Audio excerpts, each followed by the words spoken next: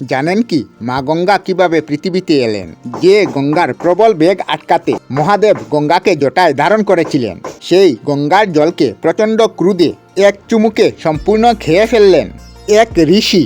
যখন তার ক্রোধ শান্ত হলো, তখন সৃষ্টির কথা ভেবে তার কান দিয়ে মা গঙ্গাকে বের করে দেন। কিন্তু কে এই ঋষি, অসীম শক্তি ধারণকারী? কেন এমন হয়েছিল যে এই ঋষিকে গঙ্গাকে পান করতে হয়েছিল? এই কাহিনী শুরু হয় সগর রাজার বংশধর ভগীরথ এর তপস্যা দিয়ে। পূর্বপুরুষের আত্মার মুক্তির জন্য তিনি বহু বছর ধরে ব্রহ্মার তপস্যা করেছিলেন।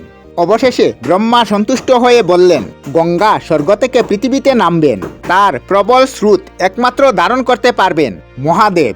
ভগীরথ তখন মহাদেবের তপস্যা করেন এবং মহাদেবকে সন্তুষ্ট করেন এবং গঙ্গাকে পৃথিবীতে প্রবাহিত হতে দেন। গঙ্গা তখন ভগীরথের পিছনে পিছনে প্রবাহিত হতে লাগলেন, কিন্তু তার প্রবল স্রোত মহর্ষি জাহ্নবীর আশ্রম ভাসিয়ে দেয়।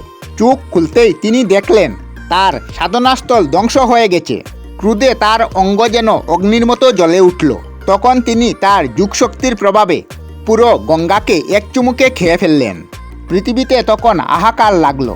নদী শুকিয়ে যাওয়ায় প্রাণীরা বিপদে পড়ল, আর ভগীরথের সমস্ত তপস্যা যেন বৃথা হলো। তখন ভগীরথ মহর্ষি জানুর কাছে যান, প্রার্থনা করেন, হে মহর্ষি, আপনার ক্রোধ ন্যায়সঙ্গত, কিন্তু গঙ্গা পৃথিবীতে কল্যাণের জন্য আসছেন, তাকে আবার মুক্ত করে দেন।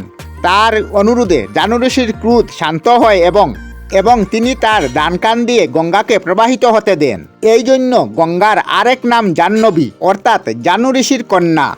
এরপর গঙ্গার জলের স্পর্শ পেয়ে রাজা সগরের 7000 পুত্রের মুক্তি লাভ হয়।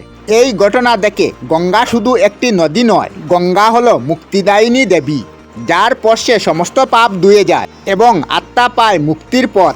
তাই আসুন সবাই ভক্তি দিয়ে লিখুন, জয় মা গঙ্গা। আমরা আমাদের চ্যানেলে সব ধরনের ভিডিও আপলোড করি, যেমন ব্লগ, নিউজ, কুকিং ভিডিও, ধার্মিক আলোচনা ইত্যাদি। যদি আপনারা এই ধরনের ভিডিও দেখতে পছন্দ করেন, তাহলে এই চ্যানেলটি নিশ্চয়ই সাবস্ক্রাইব করবেন। আমি আপনাদের সাথে বিদায়ক না, আজকের মতো বিদায় নিলাম। আর ভিডিওটি ভালো লাগে লাইক, শেয়ার ও কমেন্ট করবেন। ভিডিওটি সম্পূর্ণ দেখার জন্য অশেষ ধন্যবাদ।